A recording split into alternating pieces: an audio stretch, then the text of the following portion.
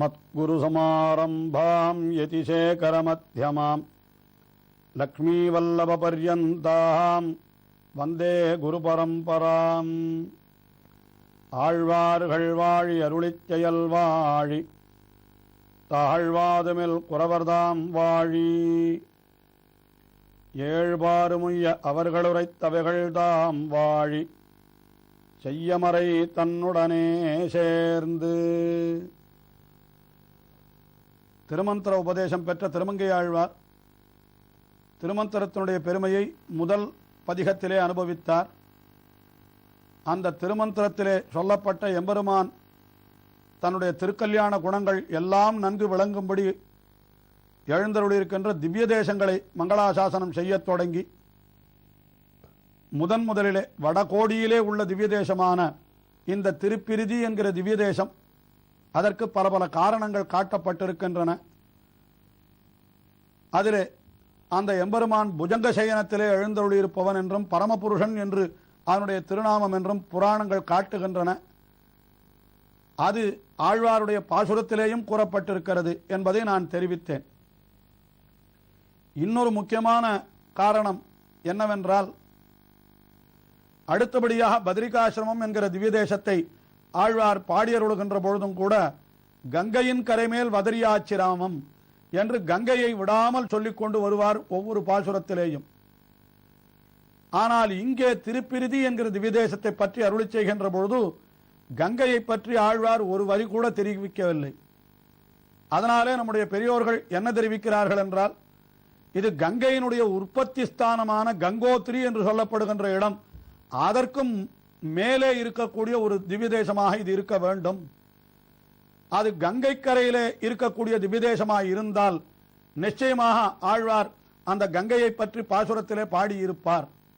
இந்த 10 பாசுரங்களிலேயும் ஆழ்வார் இமயத்துள் திருப்பிரிதி என்று சொல்லி அந்த கங்கை முதலான நதிகள் எவற்றை பற்றியும் சொல்லாமையினாலே தற்பொழுது கங்கை கரையிலே அமைந்துள்ள திவ்ய தேசங்கள் எவையும் இந்த திருப்பிரிதி அல்ல. முக்கியமாக இந்த நந்தப்பிரயாகையோ அல்லது ஜோஷி மட்டமோ இதெல்லாம் திருப்பிரிதி ஆகாது. ஏனென்றால் அப்படி ஒருவேளை இந்த தலங்கள் தான் திருப்பிரிதியாயிருந்தால் அது அருகிலேயே கங்கை ஓடுகிறது அல்லவா, ஆழ்வாரதை பாடியிருப்பார் அல்லவா, அவர் பாடவில்லையே.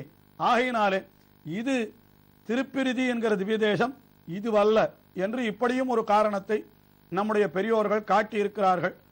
எங்கே இருக்கிறது என்றால், இன்னும் இமயமலைக்குள்ளே பத்ரிகாசிரமத்திற்கும் வடக்கே அந்த கங்கையினுடைய உற்பத்தி ஸ்தானத்திற்கும் மேலே எங்கோ அந்த திவ்ய தேசம் இருந்திருக்க வேண்டும்.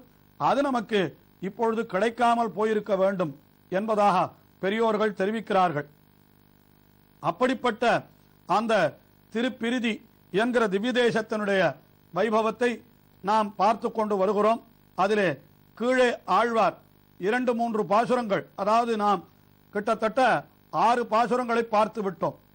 அந்த 6வது பாசுரத்திலே அந்த எம்பெருமான் பணங்கள் 1000 நல்ல அரவணை பள்ளிகொள் பரமா என்று அவனை தேவர்கள் எல்லாம் துதிக்கிறார்கள் என்று அவனுடைய திருநாமம் பரமபுருஷன் என்று காட்டினார்.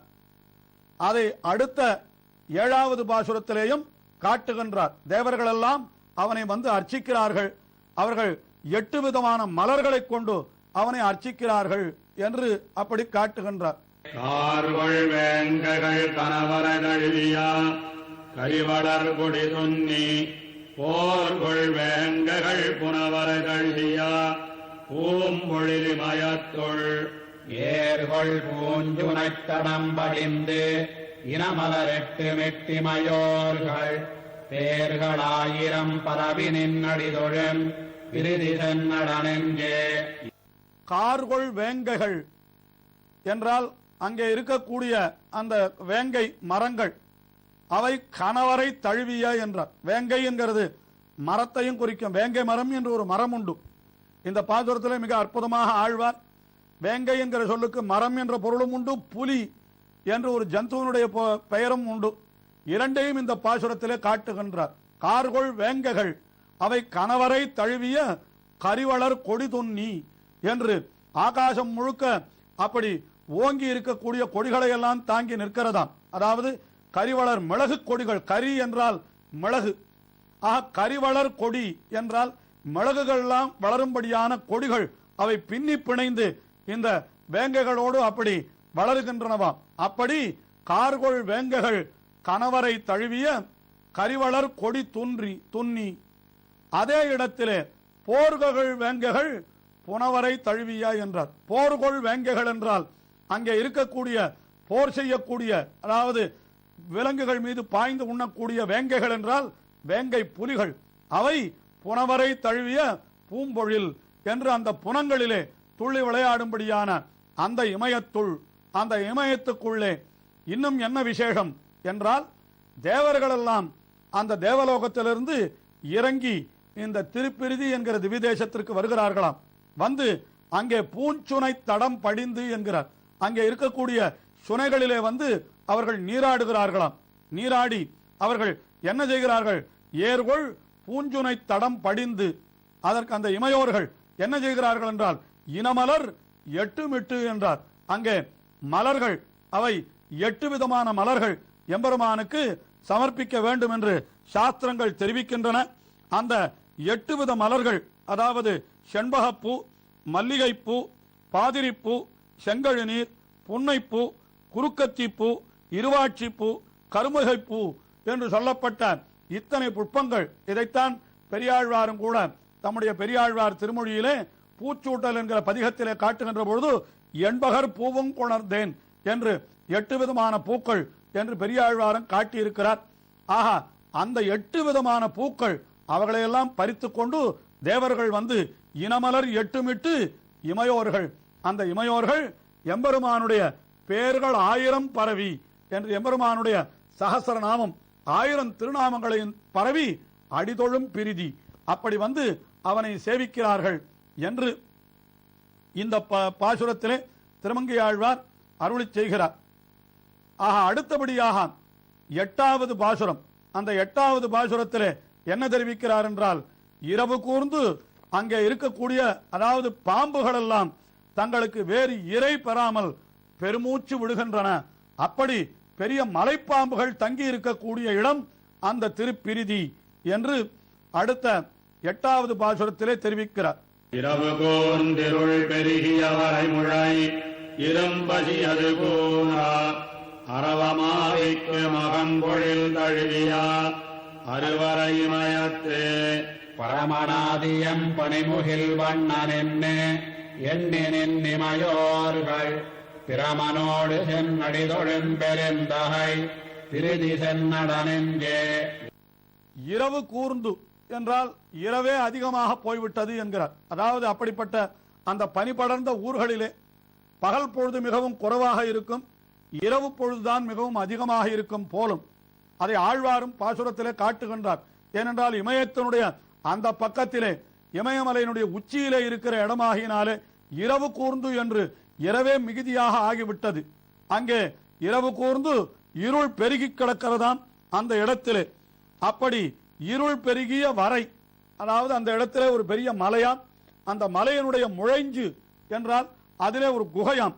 அந்த குகையிலே ஒரு பெரிய அரவம், அரவம் என்றால் பெரிய மலைப்பாம்பு. அது எப்படி இருக்கிறதுனா இரும் பசி, அது கூற அதற்கு பெரிய பசி தலையெடுத்து விட்டது.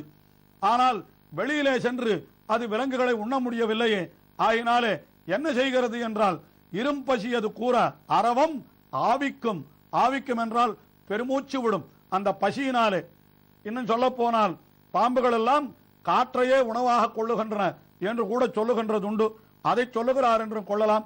இப்படி அரவம் ஆவிக்கும் அகன் பொழில் தழுவிய நல்ல பொழில்கள் எல்லாம் சூழப்பெற்ற அறுவரை இமயத்து, அந்த இமயமலையிலே தேவர்கள் எல்லாம் வந்து வணங்குகின்றார்களாம். எப்படி வணங்குகின்றார்கள்? பரமன் ஆதி எம் பனிமுகில் வண்ணன் என்று. பரமனாதி, பரமன் என்று அந்த எம்பெருமானுடைய திருநாமம். அவன்தான் ஆதி, உலகத்தை எல்லாம் படைத்த எம்பெருமான். எங்களுடைய பனிமுகில் வண்ணன், குளிர்ந்த மேகம் போன்ற தன்மைகளை எல்லாம் உடையவன் என்று அங்கே இருக்கக்கூடிய அந்த தேவர்கள் தேவலோகத்திலிருந்து இறங்கி வந்து பரமன் ஆதி எம் பனிமுகில் வண்ணன் என்று இமையோர்கள் தேவர்கள் எல்லாம் அப்படி அந்த எம்பெருமானை துதிக்கிறார்கள். எப்படி துதிக்கிறார்கள்? யாரோடு சென்று துதிக்கிறார்கள் என்றால் பிரமனோடு சென்று அடிதொழும் என்று. அப்படி தாங்கள் மட்டும் செல்வதில்லையாம், தங்களுக்கெல்லாம் முதல்வனாயிருக்கக்கூடியவனான பிரம்மா படைப்பு கடவுள் அவனையும் அழைத்துக் கொண்டு அந்த திருப்பிரிதி என்கிற திவ்ய தேசத்திற்கு செல்லுகிறார்களாம். அங்கே போய் அந்த எம்பெருமானை சேவிக்கிறார்களாம். இப்படி பிரமனோடு சென்று இமையவர்கள் அந்த எம்பெருமானை பார்த்து பரமன் ஆதி பனிமுகில் வண்ணன் எம்பெருமான் என்று அடிதொழும் பெருந்தகை. அப்படிப்பட்ட பெருந்தகையான எம்பெருமான் அவன் எழுந்தருள் இருக்கிற பிரிதியை நீ சென்று அடை நெஞ்சே என்று இந்த பாசுரத்திலே திருமங்கை ஆழ்வார் அருளி செய்கிறார். இந்த பாசுரத்திலேயும் திருமங்கை ஆழ்வார் நமக்கு என்ன காட்டினார் என்றால், மனிதர்கள் வசிக்கக்கூடிய இடம் என்று கூட அதை காட்டவில்லை. தேவர்கள் வந்து எம்பெருமானை தொழுகிறார்கள் என்று அதையே எல்லா பாசுரங்களிலேயும் தெரிவிக்கின்றபடியினாலே மனிதர்களாலே புக முடியாததோர் இடத்திலே அந்த திவ்ய தேசம் இருக்கிறது என்று நாம் கொள்ளலாம்.